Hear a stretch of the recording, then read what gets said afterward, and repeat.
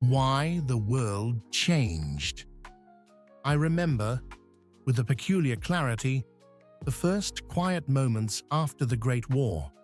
Though I was not alive then, I remember them because the world has left traces, faint echoes of exhalations that drift across decades, whispers of cities and streets and living rooms, soft enough to almost miss, yet persistent, like a memory we cannot forget. Imagine yourself in a small, dimly lit room, somewhere in northern France in 1919. The walls are tall and solemn, worn from centuries of care and neglect, and the floorboards creak with the weight of every step. Outside, the city is waking, but its motion is fragile, deliberate, cautious. Trains move again on tracks that have long rested. Factories hum faintly, uncertain of their own rhythms.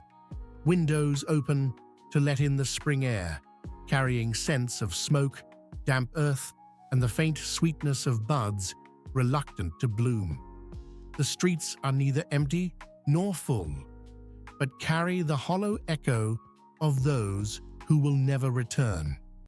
Children move quietly, learning early that the absence of laughter is not the absence of life, but the presence of memory. History is often remembered as a series of sharp sounds, a declaration, an explosion, a date circled in red. But when it is lived, history is quieter. It drifts slowly through kitchens and courtyards, through offices, factories, and farms, through small towns where letters arrive late and decisions are made almost politely, in hushed tones, in careful gestures that carry more weight than any proclamation. It unfolds in silences that seem harmless until they are not, in moments that appear ordinary until decades later we understand their significance. The end of the First World War was not a sudden exhale. It was a long, measured sigh, spreading across nations like a soft, persistent wind that bends the trees gently, rearranges the clouds in the sky, and leaves the world changed, irrevocably, before anyone notices. The Great War had ended, yet its shadow lingered, tangible in the warmth of hearths and the chill of empty rooms. Families gathered quietly around tables, speaking little, aware that the war had taken more than lives. It had stolen certainty, stolen trust, stolen the comforting rhythm of everyday existence. Children listened to stories of distant battlefields that they would never see, absorbing the weight of sacrifice and sorrow as naturally as they absorbed the sunlight through cracked windows. Towns and villages bore traces of absence in every corner. Doors that had closed for the last time, windows that no longer reflected familiar faces, gardens left untended, and photographs folded, unfolded, and set aside, heavy with unspoken meaning. In 1919, diplomats gathered in the Palace of Versailles to draft a peace meant to prevent future wars. The Treaty of Versailles was written with firm ink and firm intentions, yet it felt like a foundation built on sand. Article 231, the infamous War Guilt Clause, assigned responsibility to Germany, demanding reparations of 132 billion gold marks, a number vast enough to feel symbolic, almost mythical rather than practical. Even the architects of the treaty understood that much of it would never be paid, yet symbols have weight, and the weight of this number pressed quietly on ordinary lives. In Germany, the treaty did not feel like law. It felt like accusation. Citizens carried it as one carries a stone in a pocket, noticing it only when they sat or walked or slept. Newspapers repeated the numbers, shopkeepers whispered fears over counters, Veterans returned to towns that no longer felt like home. The foundation of peace had been laid, but it was uneven, imperfect, and susceptible to erosion. Through the early 1920s, Europe attempted to rebuild, but rebuilding was never clean. Factories reopened, only to slow again under economic uncertainty. Currency weakened, collapsed, and then stabilized, only to collapse once more, like a river that changes course quietly, imperceptibly, until it undermines everything in its path. Wheelbarrows of banknotes appeared in photographs, not as spectacle, but as necessity. Families burned paper money for warmth, because it was cheaper than coal. Children sketched on bills that no longer had value, drawing flowers, animals, and scenes of imaginary streets where no one would go hungry. Every act whispered that the world was fragile, delicate, slowly tilting, reshaping itself beneath the feet of ordinary people who tried to live as best they could, with the weight of history pressing silently but insistently upon them. Across Europe, nations watched carefully. France fortified its borders, Britain looked inward with wariness, and the League of Nations was formed in hope and ceremony, carrying the belief that conversation might replace conflict. But a league of words cannot enforce borders, and hope alone is powerless in the face of hunger, fear, and uncertainty. The League, despite its idealism, was a quiet observer of a storm already forming on distant horizons.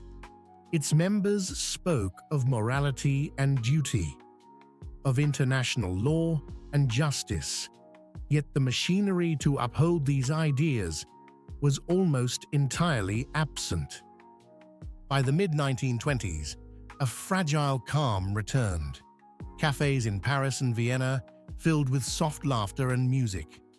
Radios, small wooden boxes with amber-glowing tubes, became companions in living rooms across the continent, humming quietly, offering voices that carried stories, news, and melodies into homes where the world outside had not yet healed. Cinema flickered in darkened theaters, presenting distant worlds, escapism, and the illusion of control over life's unpredictable currents. People craved routine. They craved the quiet reassurance that the worst had already occurred and that normalcy might return. Yet beneath the calm, currents swirled, subtle, persistent, shaping thought, shaping policy, shaping the world that would, only decades later, erupt into violence again. Then came 1929. The ground shifted without warning, though in retrospect, it was a shift that had been quietly accumulating, like a low-pressure system moving across the ocean for weeks before the storm breaks. The New York stock market crashed. Numbers on distant boards, flickering in marble halls, traveled silently across oceans, through banks, into factories, and homes. Confidence evaporated before jobs disappeared, and the Great Depression began not with a bang, but a soft, insistent tremor that would soon roar. By the early 1930s, Germany's unemployment surpassed 6 million. Italy's industry slowed to a crawl. Japan's industrial expansion collided with limited resources, pressing outward toward neighboring territories. Democracies struggled, not from weakness, but because fear moves faster than policy and action. Certainty became a commodity, and in times of fear, certainty is often offered wearing a uniform, carrying symbols of order and authority. In Italy, Benito Mussolini presented order as restoration. His march on Rome in 1922 was largely theater, a performance convincing the monarchy to yield authority rather than resist. Fascism arrived in Europe wearing a uniform, not a mask, steady, deliberate, and patient. In Germany, Adolf Hitler rose legally, though not peacefully. The collapse of the Weimar Republic was accompanied by street violence, political intimidation, and the burning of the Reichstag. Laws passed, powers consolidated, opposition faded, and the process was gradual, relentless, and almost imperceptible to the unobservant eye. In Japan, the Mukden incident staged a railway explosion, blamed China, and the occupation of Manchuria proceeded quietly. The League of Nations protested. Japan withdrew.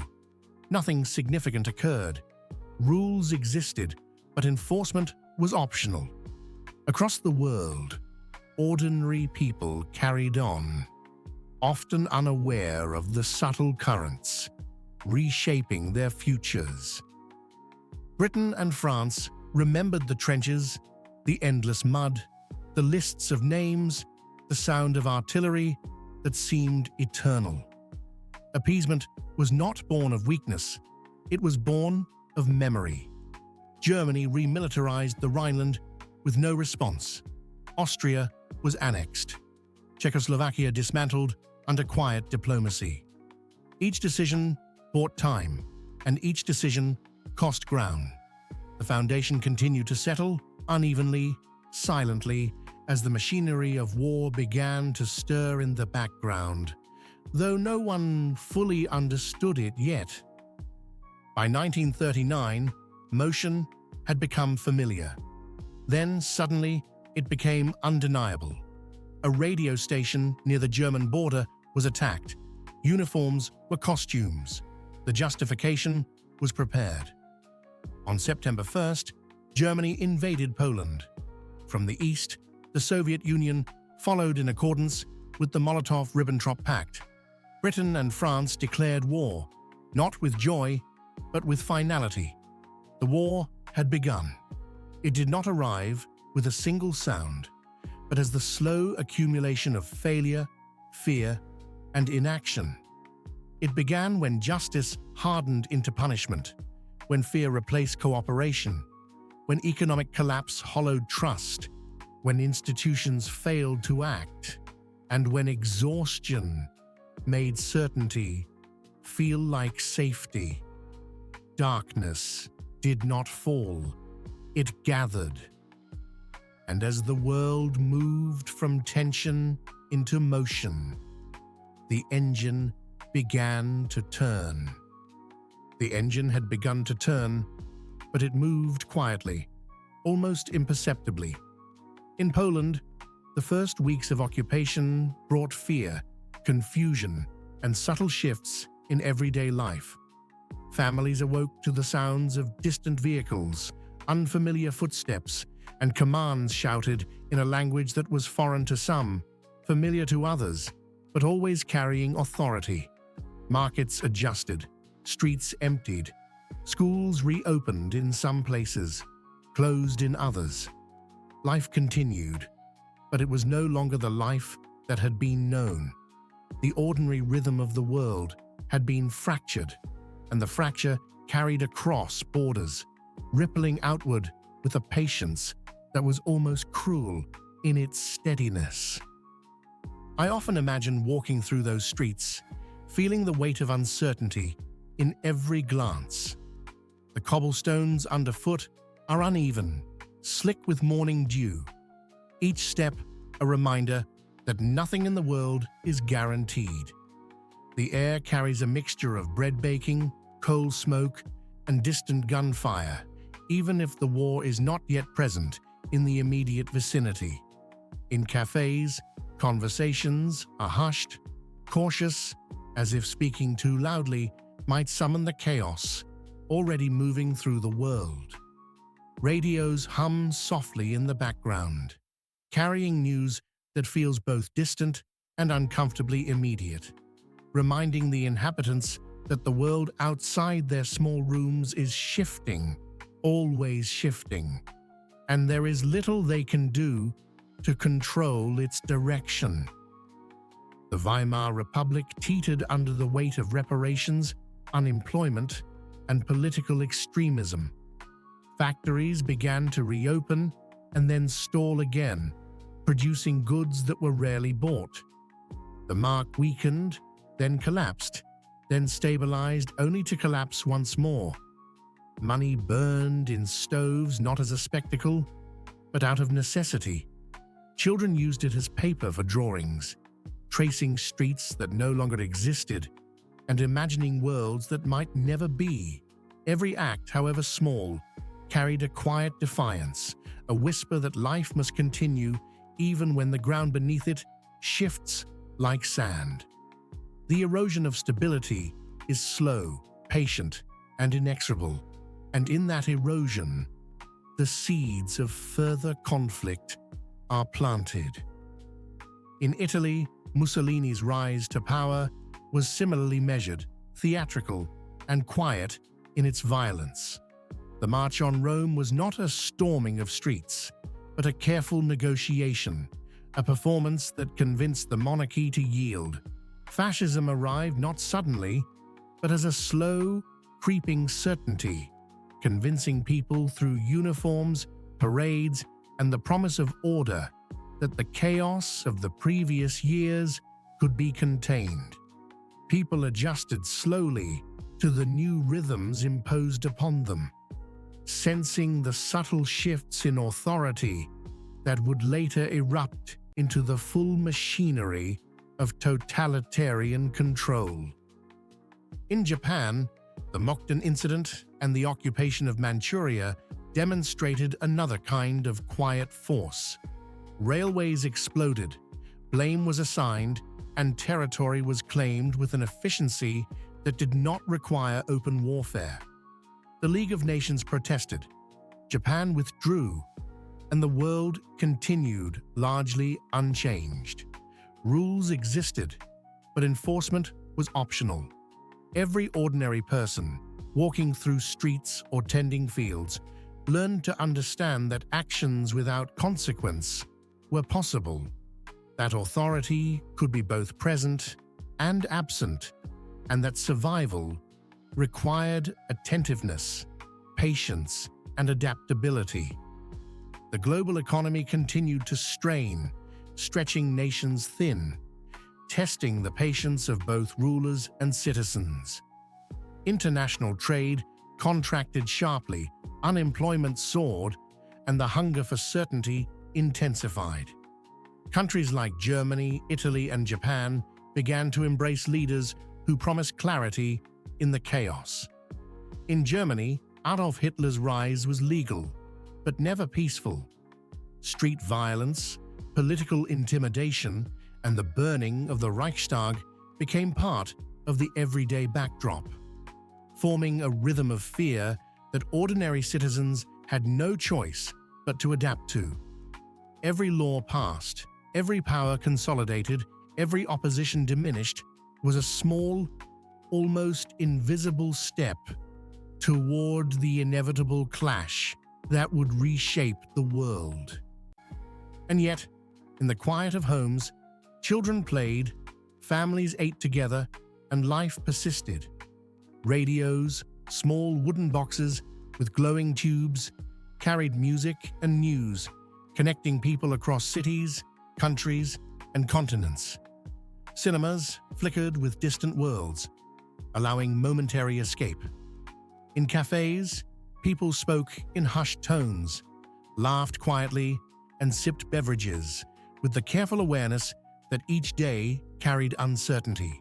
The contrast between the everyday and the looming global tension created a strange rhythm.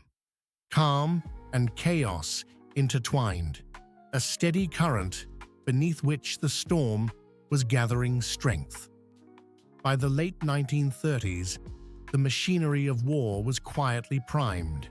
Germany remilitarized the Rhineland, Austria was annexed, and Czechoslovakia was dismantled, all with minimal resistance.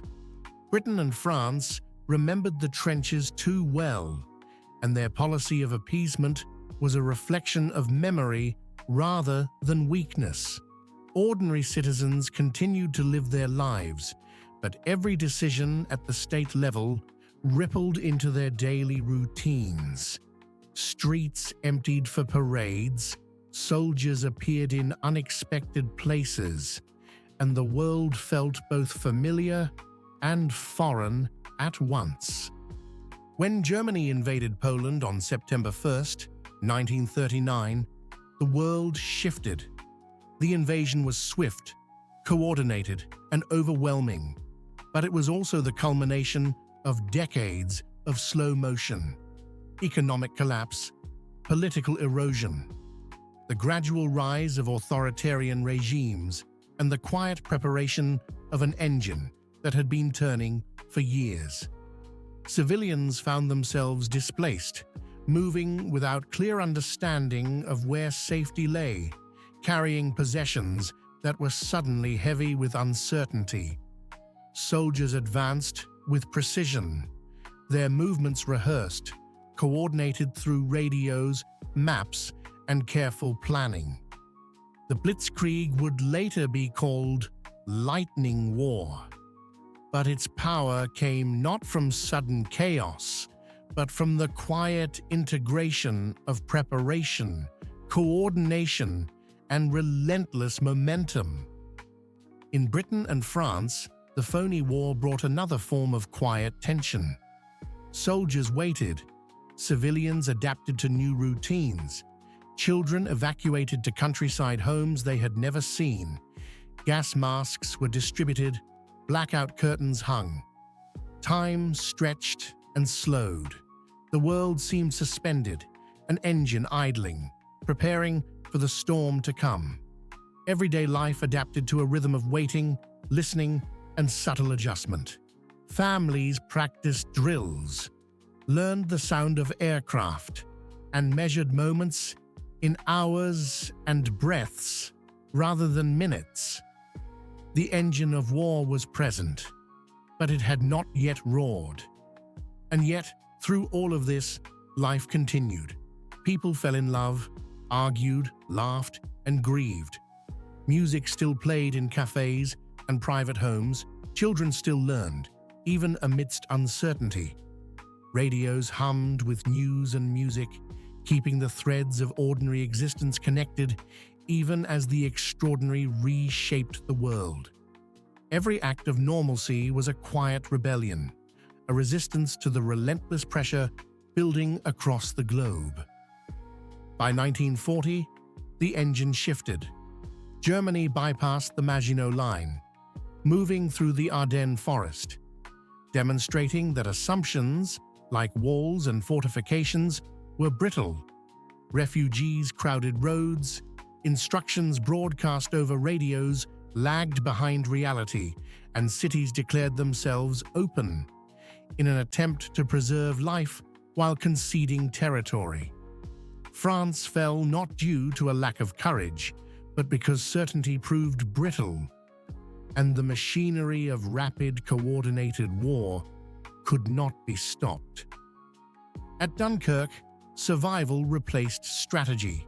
Hundreds of thousands of soldiers waited against the sea. Ships of all kinds crossed the channel.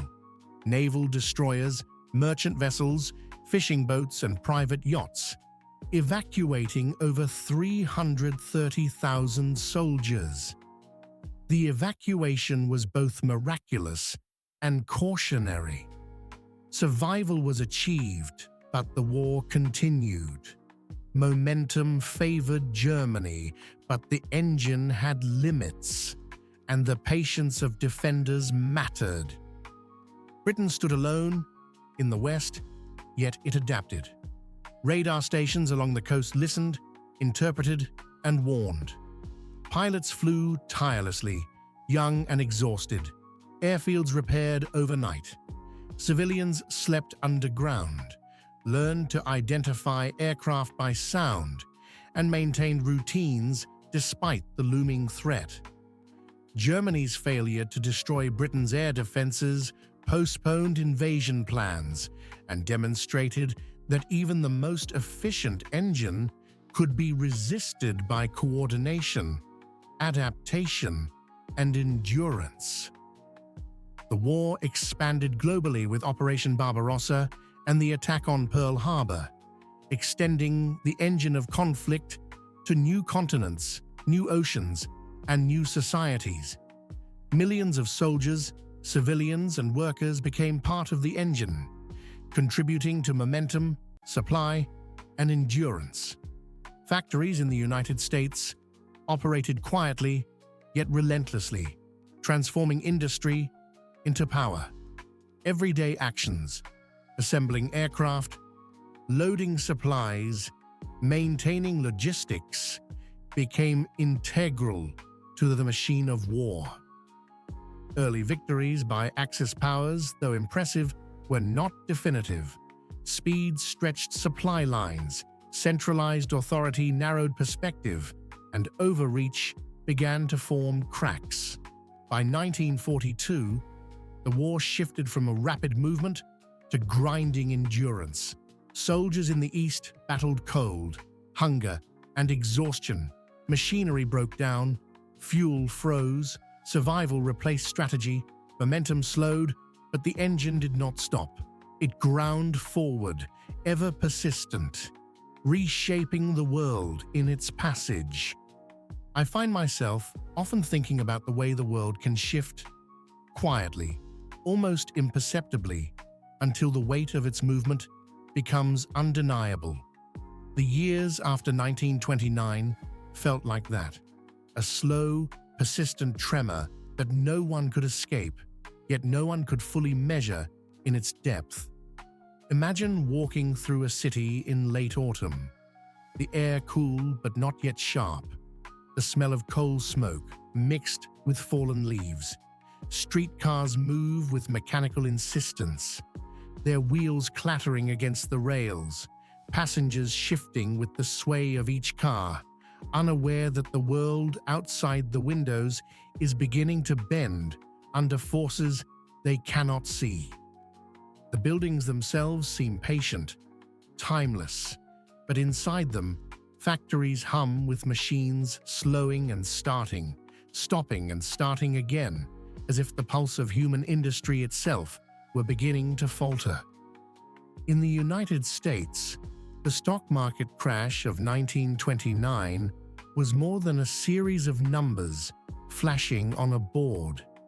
It was a shifting of confidence, an erosion of belief in the stability that had carried people through the roaring 20s. Banks failed, credit evaporated, farmers watched their fields, expecting sustenance, only to see markets collapse, and with them, the promise of income. Families gathered around radios, listening to the president speak, hoping for reassurance in words that could not undo the reality of lost savings, lost homes, and the quiet despair that had begun to seep into every household. Children played in streets that were once bustling with prosperity, their laughter echoing off brick and stone, masking a tension that the adults could not name. The Great Depression was global in scope, and its fingers reached across oceans, touching Europe, Asia, and the colonies alike, bending economies under its invisible weight.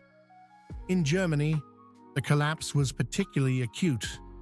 Factories that had begun to reopen after the First World War shuttered once more, leaving streets silent where there had been work, leaving stomachs empty where there had been hope. The mark collapsed. Hyperinflation had already taught citizens a cruel lesson about money, but now the lesson returned in a new form. Wheelbarrows of banknotes were no longer necessary for daily purchases. They were symbols of a past mismanagement, a warning of the fragility of stability. Families burned currency for warmth, not spectacle, and children drew on paper not as a creative act, but because it was all that remained when necessity had stripped away normalcy. Every act, however small, was a negotiation, with the reality of uncertainty. The politics of despair were fertile ground for strong voices, simple promises, and theatrical displays of power. Benito Mussolini in Italy presented order as a balm for chaos. His march on Rome was calculated, deliberate, a performance that bent monarchy and citizen alike to the weight of a new certainty. Fascism arrived quietly, but it arrived with spectacle, uniforms, parades, slogans repeated until their rhythm became comforting, a constant heartbeat against the uncertainty of the previous decade. In Germany, Adolf Hitler's ascent combined legality with violence. The burning of the Reichstag, street clashes, and intimidation created a backdrop of fear that conditioned a population to accept decisions they might once have questioned. Each law passed, each consolidation of power, each elimination of opposition was a step in a slow, relentless march, measured in months, days, and even hours, yet experienced by ordinary citizens as an unstoppable tide. In Japan, the Mukden incident illustrated another dimension of quiet aggression. A staged railway explosion, immediate blame, and the occupation of Manchuria sent a subtle but clear message to the world. Power can act, enforcement is optional, and survival often requires adaptation to new realities. The League of Nations protested, but protest lacked teeth, and the world moved onward, absorbing the lessons silently. Ordinary citizens watched, heard the reports, whispered among themselves, and adjusted routines. Farmers shifted crops to avoid military requisitions, shopkeepers calculated supply shortages, and children learned a new vocabulary of restraint and vigilance. And yet amidst these pressures, life continued. Radios hummed in homes, low, steady, carrying music, news, and reassurance. People found small joys.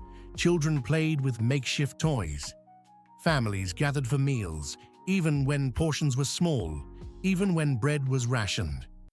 Cinema offered flickering stories that temporarily replaced the tension of the day with distant lives, imagined conflicts, and resolutions that reality rarely afforded. In cafes, whispered conversations persisted, humor persisted, and ordinary human resilience wove its quiet thread through streets, homes, and factories alike. The League of Nations emerged as a symbol of hope, a belief that diplomacy, discussion, and agreements could replace destruction.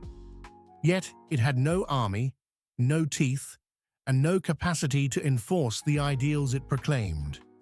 Countries continued to test boundaries, remilitarize, and expand quietly. Germany moved into the Rhineland.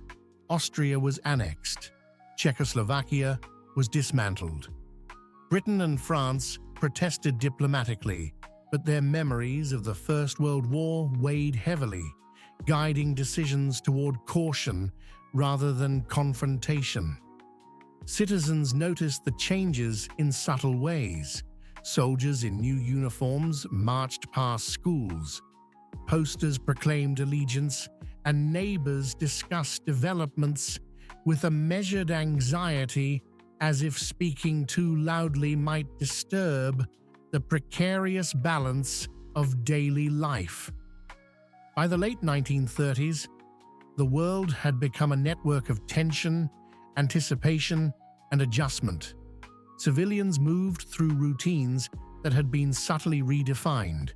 Radios, once sources of music and entertainment, now carried coded warnings and news of distant conflicts. Children learned to recognize uniformed personnel. Soldiers learned to move without drawing unnecessary attention, and the ordinary rhythms of life became entwined with the extraordinary circumstances of international politics. It was a quiet war of adaptation, where preparation and observation mattered more than immediate engagement, and where each individual, knowingly or unknowingly, became part of a global tension that would soon erupt. The invasion of Poland in 1939 was not merely an event. It was the culmination of years of slow preparation, quiet shifts, and subtle recalibrations. German forces moved with precision, integrating armor, infantry, and air support through radio coordination and real-time decision-making. Civilians fled, carrying possessions that had gained disproportionate importance. Soldiers executed strategies rehearsed over months, blending speed with coordination. The blitzkrieg that historians would later describe as lightning war was more than a tactical maneuver. It was the manifestation of a world that had been quietly primed for conflict, a machine set in motion by decades of political, economic, and social pressure. In Britain and France, the phony war followed, a period of quiet tension. Soldiers held positions, newspapers printed maps that did not change, and civilians adapted to a reality that was at once imminent and distant. Gas masks were distributed, blackout curtains hung, and children moved to the countryside. Time stretched. Life adjusted to a rhythm of waiting. Families practiced drills.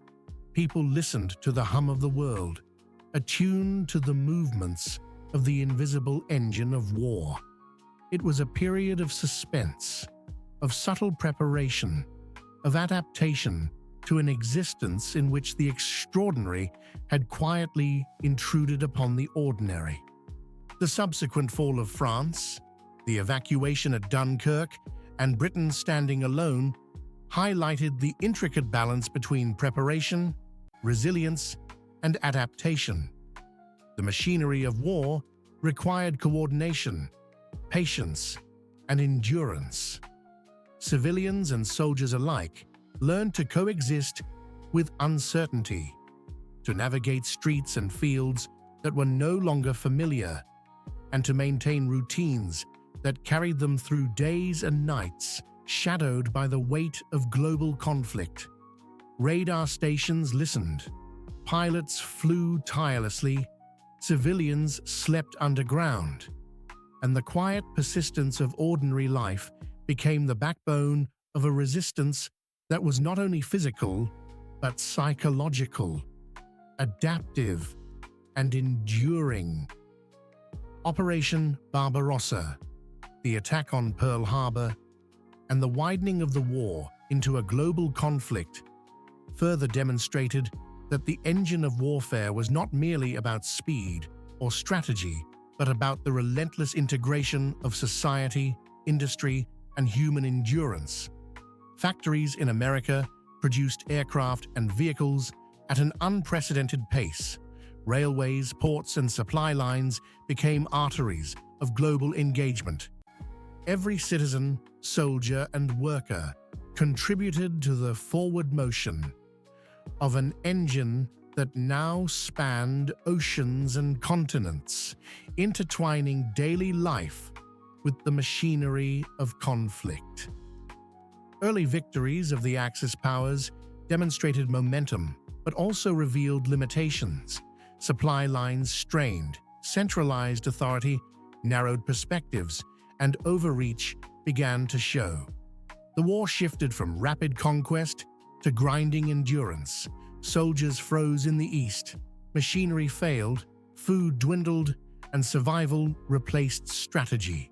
Factories, shipyards, and civilian production lines dictated the pace of the conflict as much as the battlefield did, teaching the world that persistence, patience, and adaptation were now as decisive as planning or courage. I often find myself thinking about what it means to watch a world in motion, yet feel almost powerless to influence it. By the end of 1940, The scope of conflict had already grown beyond the imagination of those who had survived the First World War. Britain, standing almost alone in Western Europe, had learned the hard rhythms of vigilance. Its skies were watched constantly, not by the naked eye alone, but by instruments, by radar stations that hummed quietly across the southern coastlines. Pilots, young and exhausted, repeated missions day after day, each one a thread in a tapestry of endurance. Civilians adapted in turn. Families slept underground, learned to recognize the approach of aircraft by sound, and carried on as if the persistence of life could itself be a weapon. Then, in 1941, the world shifted again. Across the East, Operation Barbarossa, the largest invasion in human history, began. Millions of soldiers, thousands of vehicles, and a vast network of supply lines stretched across unfamiliar landscapes. Cities fell, but their people did not simply disappear. They adapted, resisted, and endured. Forests became obstacles, rivers became highways of movement, and the terrain itself seemed to resist the motion of conquest. Each mile gained was measured not just in ground, but in human cost, in the freezing of machinery, in the exhaustion that crept into bones and minds alike.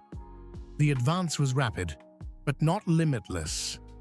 Weather, distance, and resilience, the quiet endurance of the ordinary, began to shape the limits of ambition.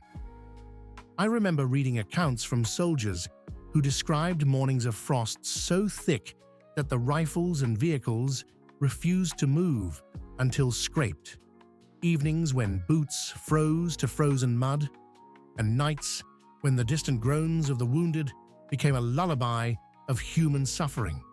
Letters home were infrequent, censored, carefully worded to conceal despair, and yet the words that returned spoke of hope, duty, and the weight of responsibility. Civilians in towns caught between front lines scavenged, hid, and adjusted routines for survival. Children learned to avoid streets that had become dangerous overnight. Markets operated in whispered fashion. Families huddled together in basements, attuned to the far-off sounds of artillery that seemed to never stop. The war, for many, was no longer a matter of decisions in distant halls of power. It was a constant negotiation with reality, with survival itself. Across the Atlantic, the United States had observed, quietly, carefully calibrating its response. Official neutrality gave way to material support. Food, fuel, vehicles, and weaponry flowed to Britain and other allied nations through the Lend-Lease program. Factories in Detroit, Chicago, and Pittsburgh worked tirelessly, day and night. Raw steel became tanks, aircraft, and ships. Workers marked time, not in seasons, but in shifts, in the steady beat of assembly lines, in the rhythm of human bodies and machines entwined. Each day, the United States contributed not merely products, but the promise of enduring capacity.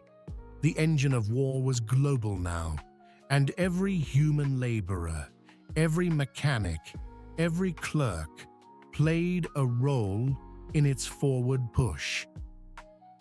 December 7th, 1941, changed everything.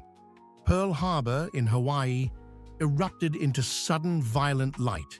Ships burned, planes crashed, and the ocean became a mirror of chaos and reflection. The United States entered fully into the conflict, and the quiet, methodical preparation of its industry transformed into an unstoppable surge.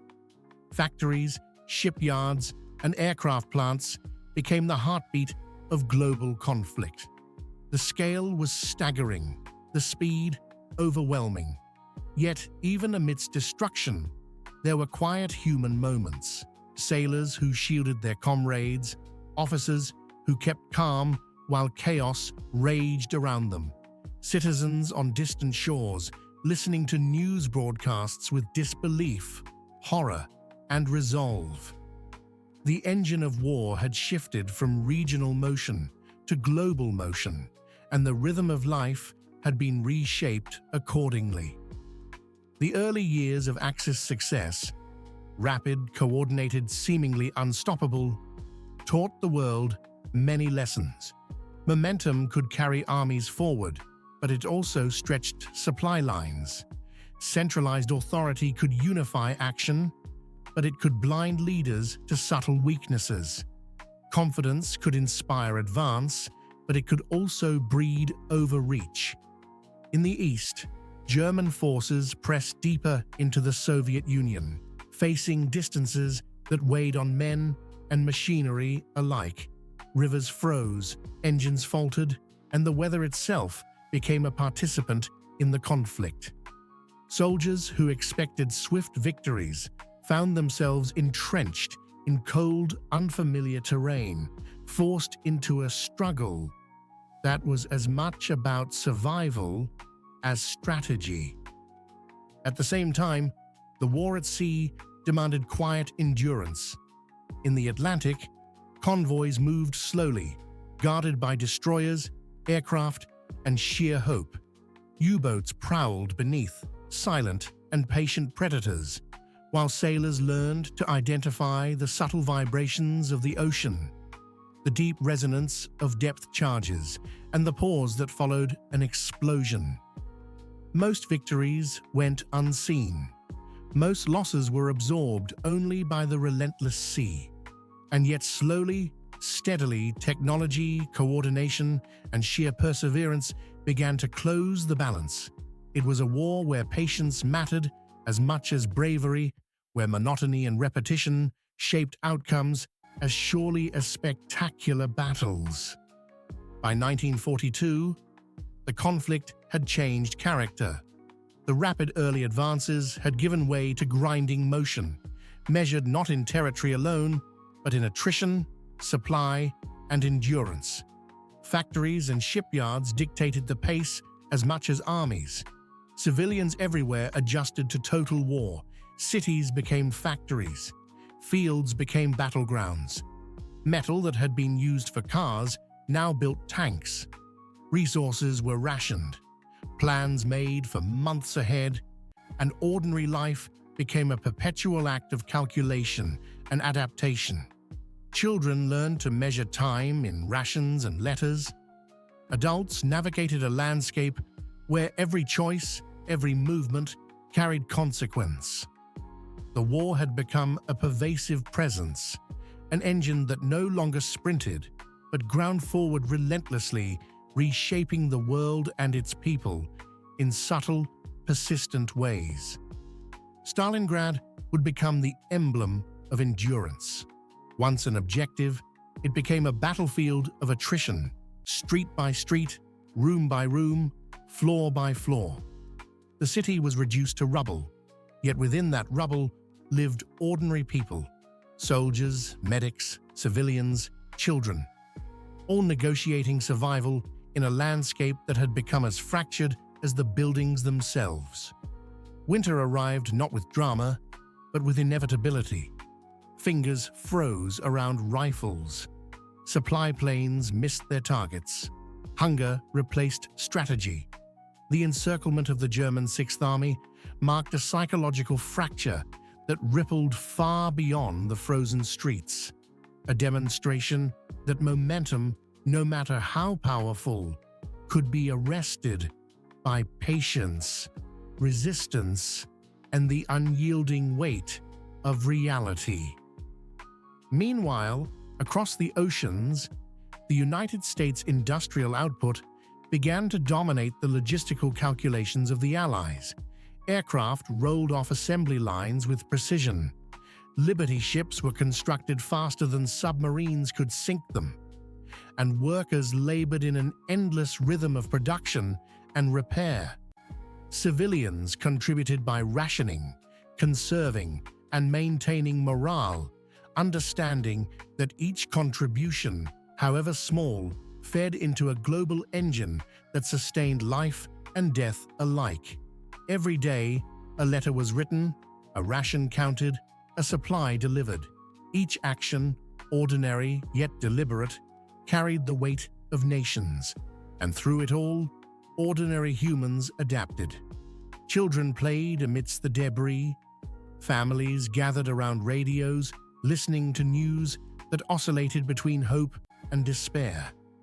People learned new skills, new routines, new rhythms that allowed life to persist in extraordinary circumstances. Cities were not just rebuilt physically, but psychologically. Communities discovered resilience in collective effort, endurance in shared hardship, and a quiet, persistent determination that would shape the eventual path to victory. By the end of 1942, the world had begun to understand the true nature of modern conflict. Speed and momentum mattered less than endurance and integration. Factories, civilians, soldiers, weather, distance, all were participants in a vast system. And only through coordination, patience, and relentless application could outcomes be influenced. The war was no longer just a contest of generals or weapons. It had become a test of societies, of nations, and of ordinary people who adapted to conditions beyond their control. The engine of war was global now, and humanity itself had become part of its machinery. I often think about how a war changes not only the lands it touches, but the very sense of time, the way hours and days stretch and fold, and how patience itself becomes a weapon. By 1943, the world had entered a new phase of conflict.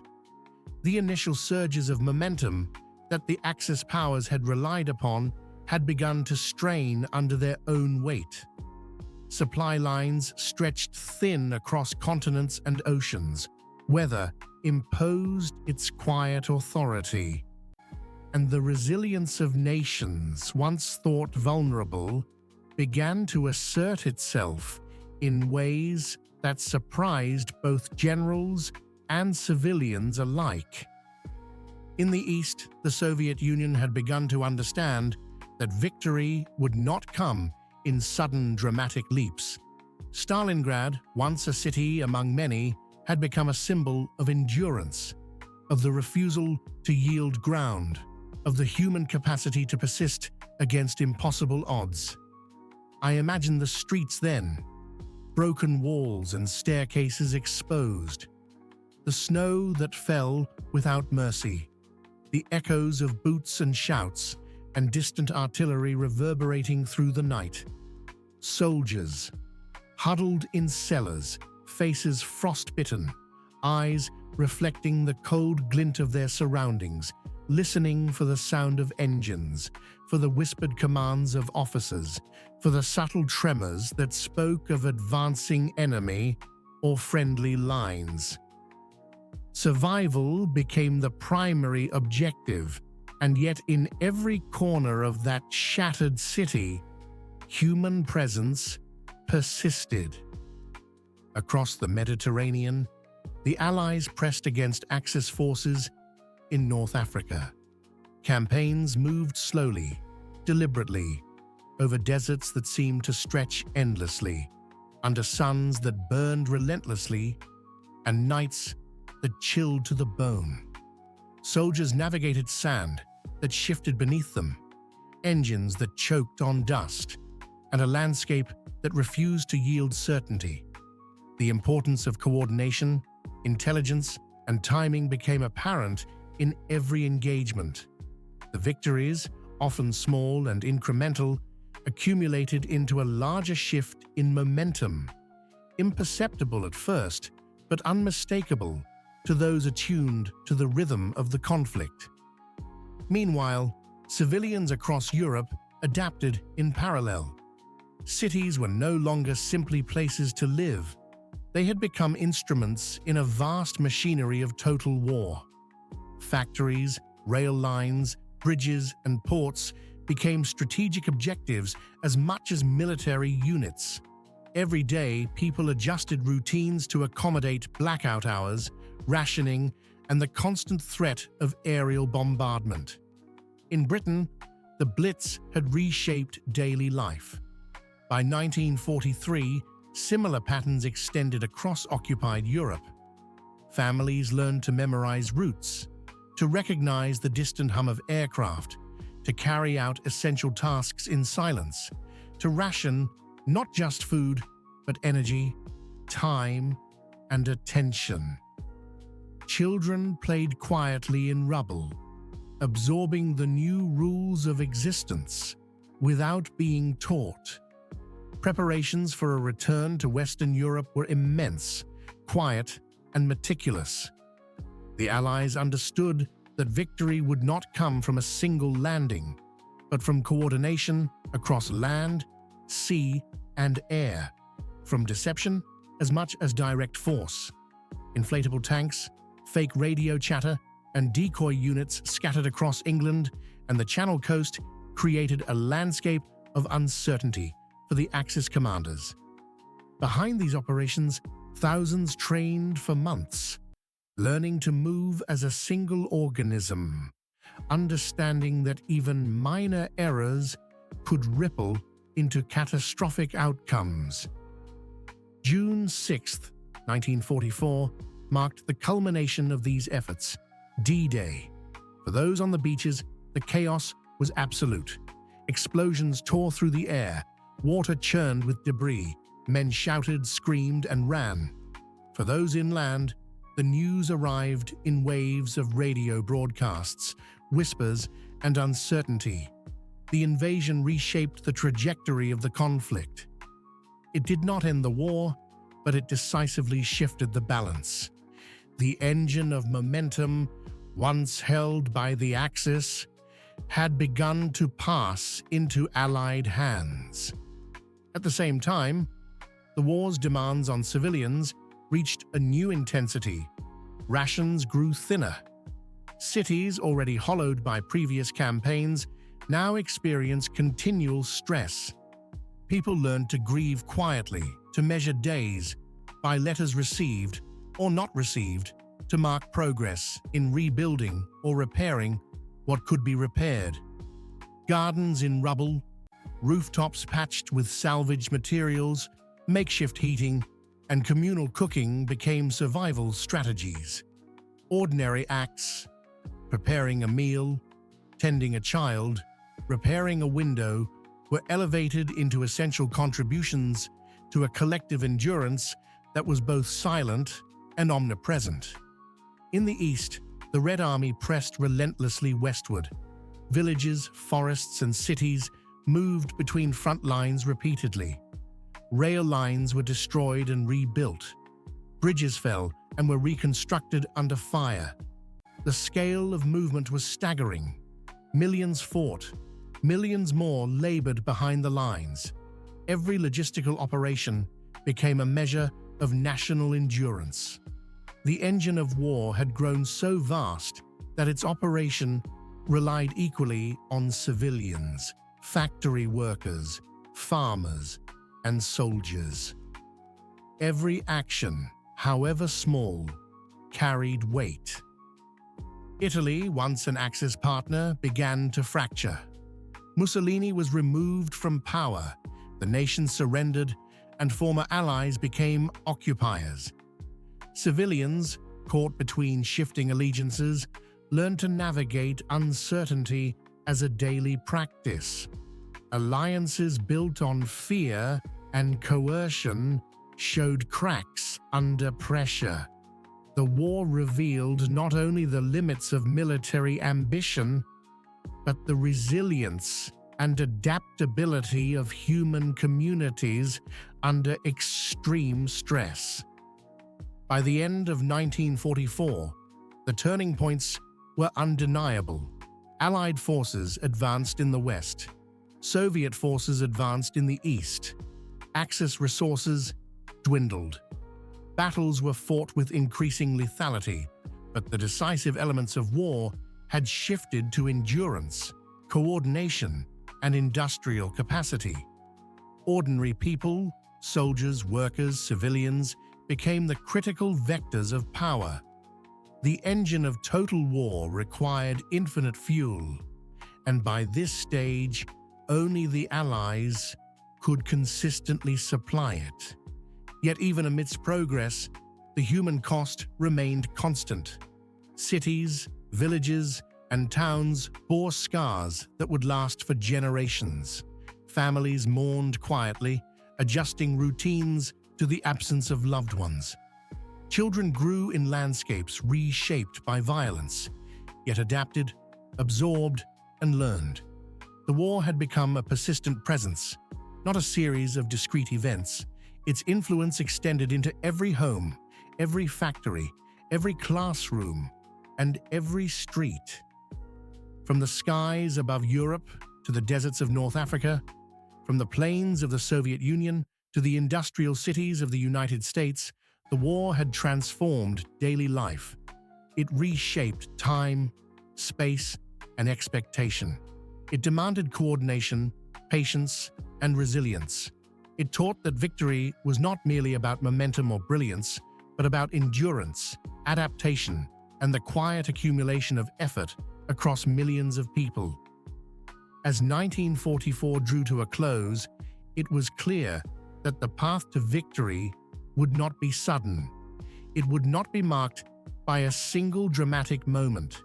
Instead, it would be revealed through steady, relentless progress, through the persistent exertion of human labor and ingenuity, through the quiet determination of those who lived, worked, and fought in the shadow of unimaginable destruction.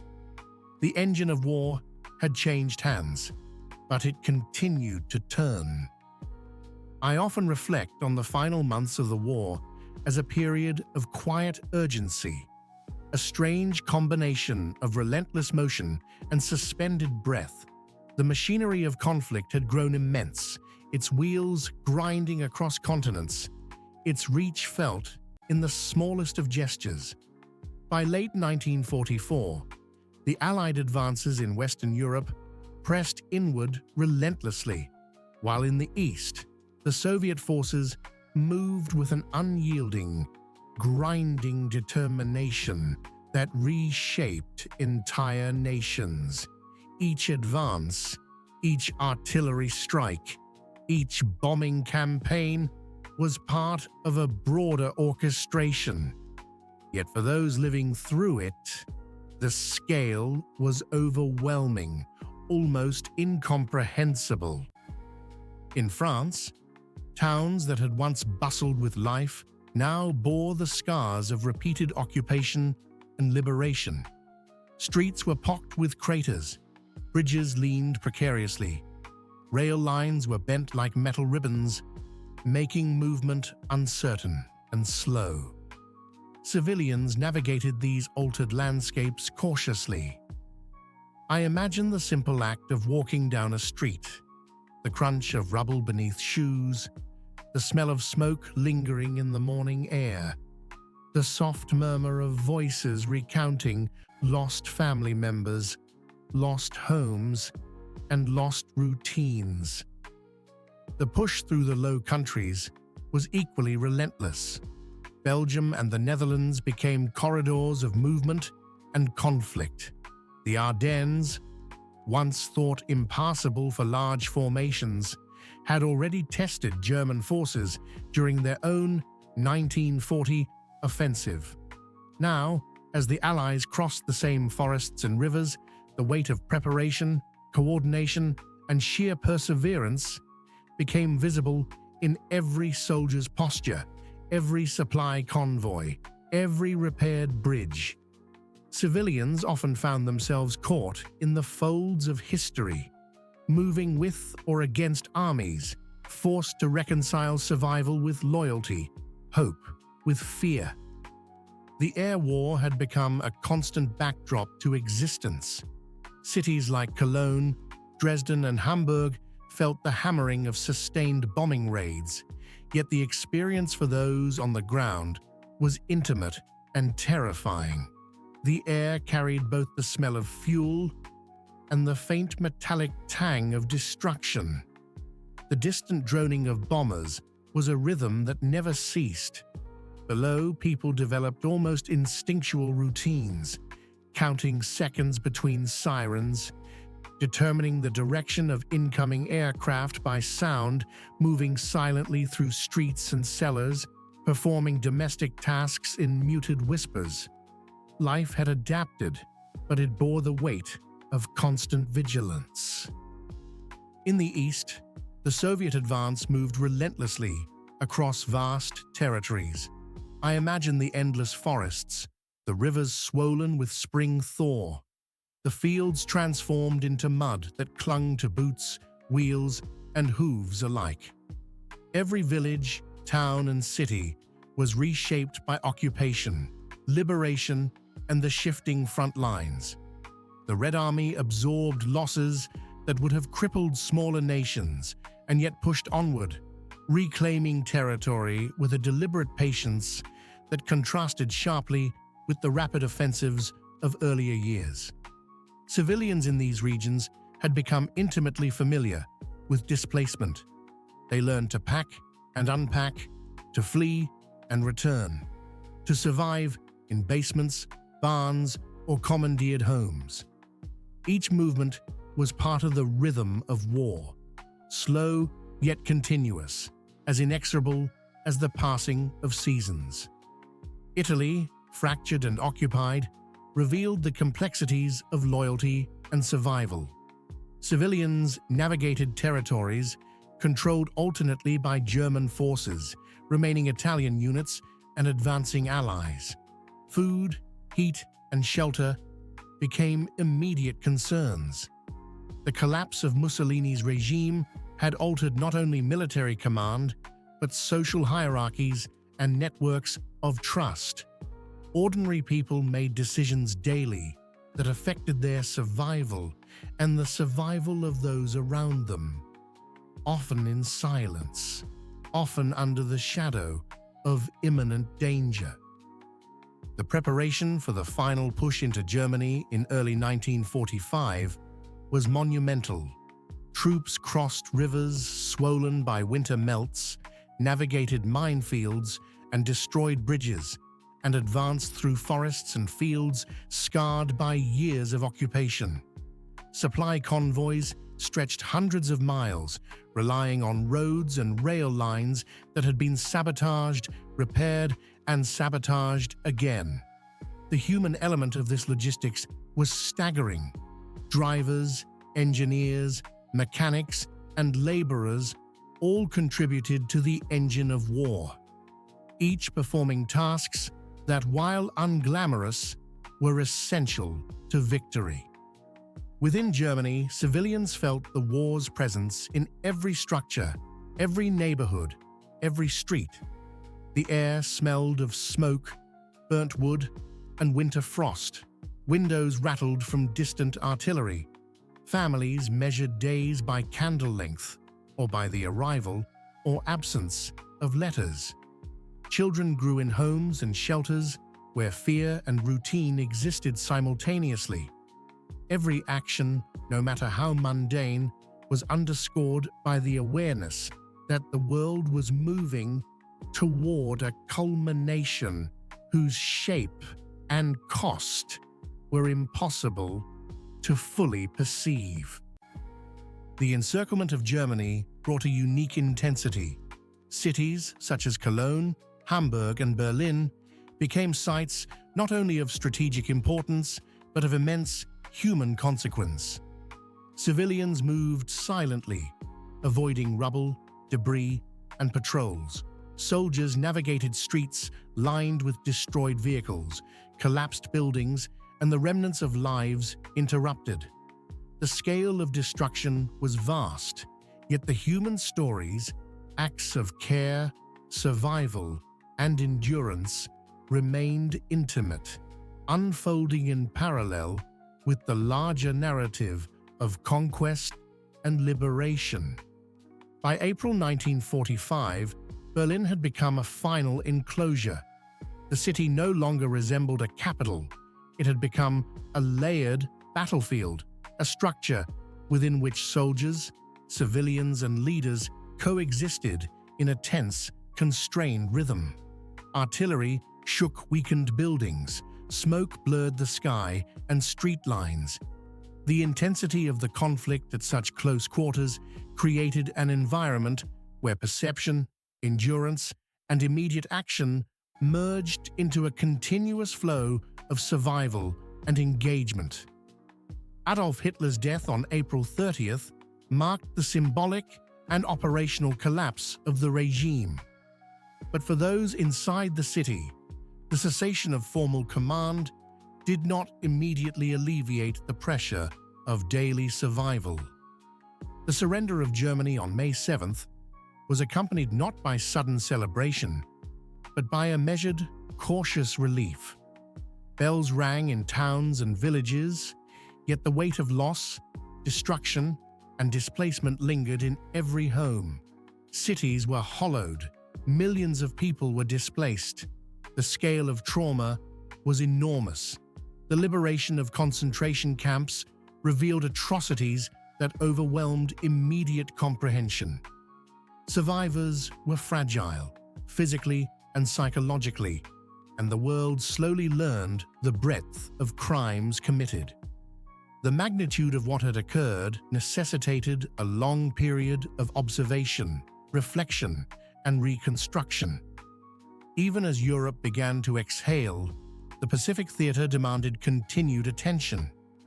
Battles like Iwo Jima and Okinawa illustrated the intensity and proximity of conflict in island warfare. Terrain was contested hill by hill, advance by advance.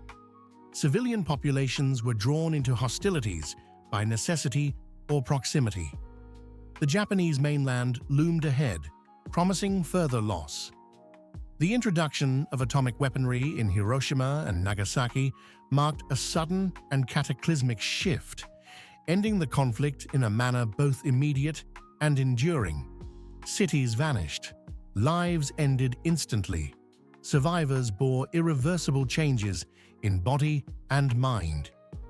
Japan announced its surrender on August 15, 1945, bringing a formal close to global hostilities. The aftermath was complex, uneven, and ongoing. Soldiers returned to cities they no longer recognized. Families emerged from shelters into daylight that felt alien.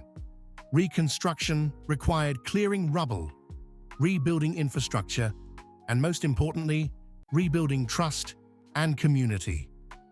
Education, healthcare, and social services had to be re-established, often amidst the absence of basic resources.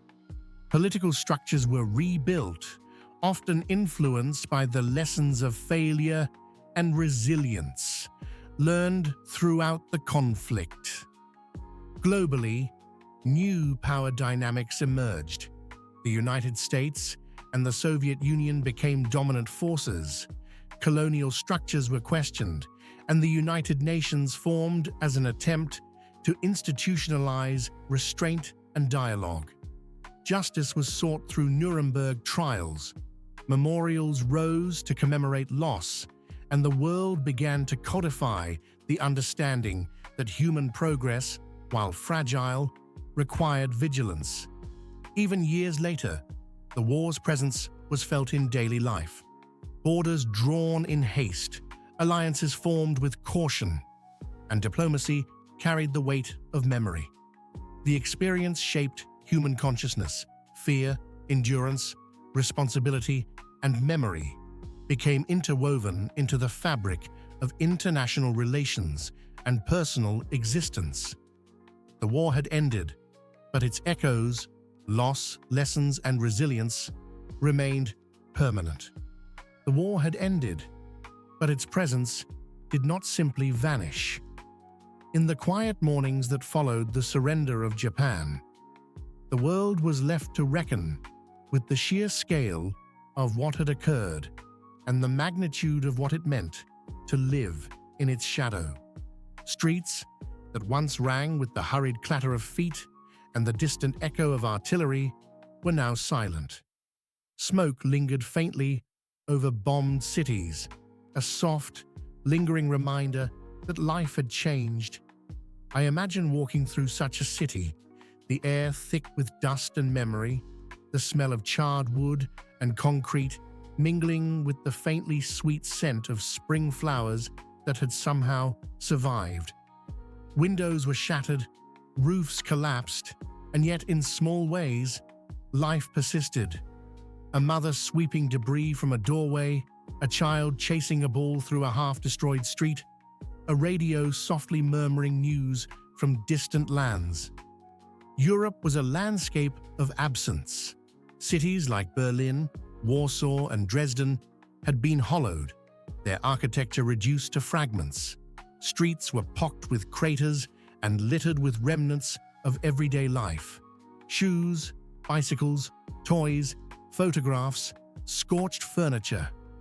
In towns and villages, families emerged cautiously, moving among rubble, reconciling the spaces of survival with the spaces of memory. I picture the slow act of clearing a street, a man lifting bricks, a woman searching for remnants of household items, children quietly observing. Every movement was deliberate, measured, as if the ground itself demanded respect. The task of reconstruction was not merely physical, it was social, psychological, and moral. Survivors carried with them memories that could not be spoken aloud without trembling, and yet these memories shaped the rhythms of daily life. Schools reopened, often in damaged buildings or temporary shelters. Children, once evacuated or displaced, returned cautiously, learning to navigate spaces filled with both peers and the echoes of absence. Communities began to reform, establishing routines that could anchor them amidst the lingering chaos. Markets, often improvised in open squares or partially destroyed streets, became spaces not only for trade, but for the slow re-establishment of trust. In Japan, the devastation was both immediate and profound. Hiroshima and Nagasaki, cities transformed into fields of fire, left survivors grappling with unspeakable loss. The atomic bombings had not merely ended a war, they had introduced a new dimension to human understanding of destruction. Radiation lingered in subtle ways, a faint sickness, the slow disappearance of familiar flora and fauna, the invisible marking of a new epoch. Survivors navigated a landscape where every object, every stone, every shadow reminded them of the abrupt fragility of life. The reconstruction of these cities required a balance between memory and necessity, honoring lives lost while creating spaces where life could once again take root. Globally, the end of the war marked a reshaping of power. The United States emerged as a technological and industrial giant, its factories having produced more than just tanks and airplanes. They had produced a new understanding of capacity, of scale, of the speed at which human labor and ingenuity could be marshaled. The Soviet Union, having absorbed staggering losses, had proven the resilience of centralized planning, collective effort, and endurance against overwhelming odds. European colonial powers, weakened by war, faced increasing demands for independence across Asia, Africa, and the Middle East. The United Nations was formed not as a perfect guarantor of peace, but as a recognition that dialogue and oversight were necessary to prevent the recurrence of such global catastrophe. The economic rebuilding was immense. Germany, divided into zones, saw entire industries reconstructed under supervision, while infrastructure, railroads, bridges, factories, had to be rebuilt almost from scratch. Streets, homes, and utilities were re-established in a painstaking rhythm. Citizens were tasked not only with surviving, but with actively participating in the creation of functioning communities from ruins. In the United Kingdom, reconstruction focused on housing, health services, and the reshaping of urban centers. In France and Belgium, the challenge was restoring agricultural production while clearing bombed-out cities. Across the globe, economies shifted from wartime production to peacetime reconstruction. But the echoes of wartime scarcity persisted for years, influencing daily life, trade, and the political landscape. Memory became a deliberate practice. Memorials were constructed across Europe and the Pacific, honoring the dead, commemorating the trials, and marking the scale of destruction. In Nuremberg, the trials of former Nazi leaders codified a principle that individuals could be held accountable for crimes against humanity. These events were meant not only to punish, but to teach, to create a record that would serve as both warning and guide. I imagine sitting quietly in such a memorial, the sun casting long shadows across engraved names, the silence thick, interrupted only by the whisper of wind or the faint murmur of other visitors. Each step, each gaze, each breath connects to a larger human story of suffering and resilience. Life slowly returned, but not without its fractures. Families that had been displaced sought reunion. Children grew in households shaped by absence and uncertainty. Education became a priority, not merely for knowledge, but for the restoration of normalcy. Health systems, strained and overburdened, were rebuilt to address both physical and psychological scars. Citizens sought routines, rituals, and reminders of continuity. Morning tea, newspapers, radios, gardens, and small acts of domestic care. These moments were essential in stitching together societies from the tattered fabric left by conflict. Technology and innovation, accelerated by the war, began to shape a new world. The atomic bomb, radar, jet engines, and medical advancements introduced new paradigms of possibility and danger. I reflect on the duality of these creations. Instruments of destruction had driven global conflict, yet the same principles, engineering, chemistry, physics, could also be marshaled for life-saving purposes. Cities rebuilt, industries refocused, and educational systems emphasized science and problem-solving, all while carrying the shadow of what had been unleashed. Culturally, the world adjusted to a new rhythm. Art, literature, and music reflected the trauma and the resilience of the human spirit. Survivors wrote memoirs, created paintings, composed symphonies that captured both sorrow and hope. Stories of endurance, of quiet acts of bravery, of communities sustaining themselves amidst destruction, became central to the collective understanding of the war. I imagine walking through a gallery, seeing canvases depicting the fractured landscapes, hearing music that trembles with memory, and feeling the weight of human experience in every brushstroke, every note. The atomic age also introduced a pervasive, almost abstract anxiety. The knowledge that a single decision could instantly destroy entire cities transformed the psychological landscape. Civilians and leaders alike lived with the awareness of this potential, influencing policy, urban planning, and personal behavior. Air raid shelters, long a feature of wartime life, now became symbolic relics in some regions, reminders of human fragility in the face of immense power. In the broader world, decolonization movements gathered momentum. Asia and Africa saw growing demands for independence, fueled by the weakened state of European powers and the ideological undercurrents of liberty and self-determination that had circulated during the war. The United Nations offered a platform for dialogue, but enforcement remained fragile, echoing the failures of the League of Nations decades prior. The balance of global power shifted, and a new era of international relations emerged, grounded in both cooperation and cautious rivalry.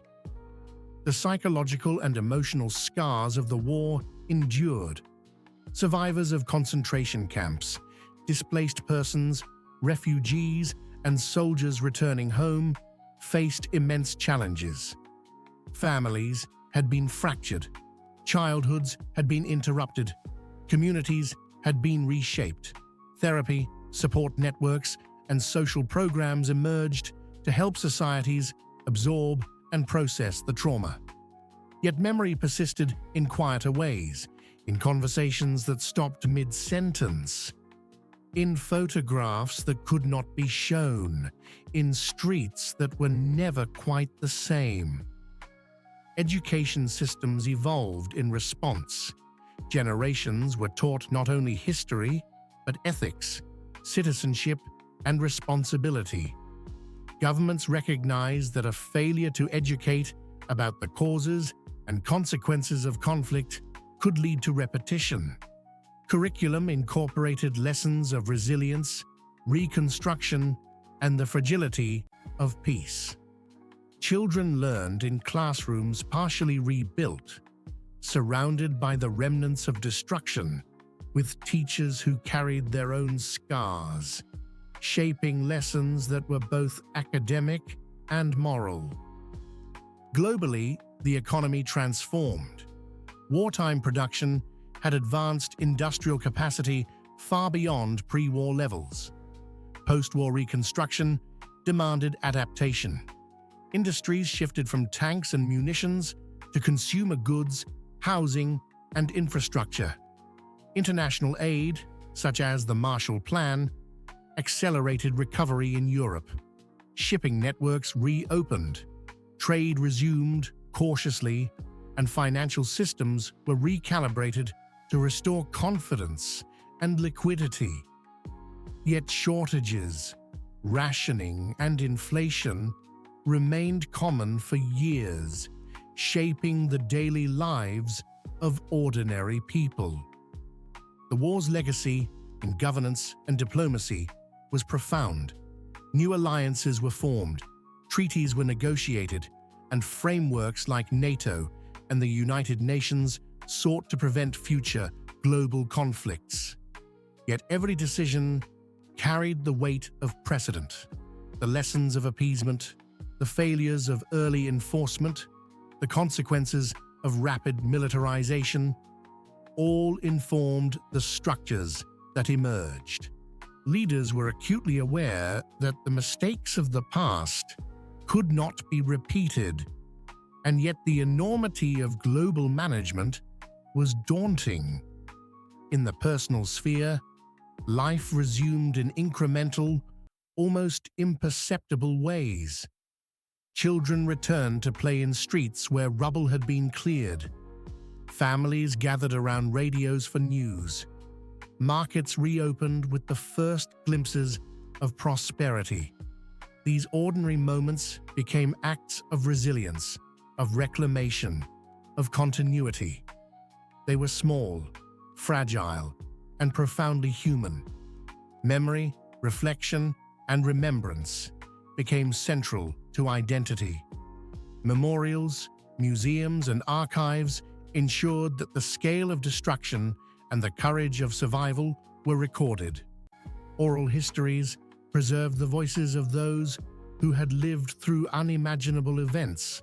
The collective consciousness of nations incorporated both grief and resilience, ensuring that the lessons of the past informed the possibilities of the future. By the late 1940s, the world had shifted fundamentally. The United States and the Soviet Union emerged as superpowers. Former colonies sought independence. Europe and Asia were rebuilding, physically and socially. Education, healthcare, and infrastructure were being re-established amidst ongoing scarcity. Civilians adjusted to a new rhythm of life, aware that the machinery of war had left both physical and psychological scars that would endure for generations. Even decades later, the echoes of the Second World War remain. Borders bear the marks of hurried decisions. Alliances reflect lessons learned from trust and betrayal. Diplomacy carries the weight of memory. Phrases like "never again" guide international relations. Photographs, film, and personal accounts continue to transmit the understanding that humanity is capable of both destruction and renewal.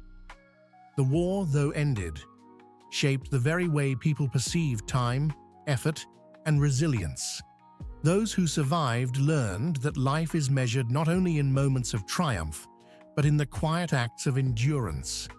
Rebuilding a home, teaching a child, waiting for letters, tending a garden in rubble, remembering without succumbing to despair.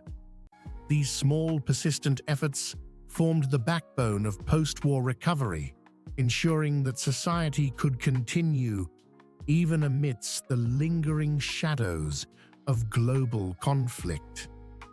The atomic age, the restructuring of global power, the lessons of occupation and collaboration, the enduring human resilience, all contributed to a world profoundly altered. The Second World War was not only a story of military conquest or geopolitical transformation, it was a narrative of endurance, adaptation, memory, and reflection. Every brick rebuilt, every document archived, every life recovered became part of the slow, steady recovery of humanity itself. By the end of the 1940s, the world was cautious but forward-looking. Reconstruction continued, economies stabilized, and societies sought normalcy. The shadow of conflict lingered, but so too did the memory of survival. Lessons learned from the war informed governance, industry, culture, and education.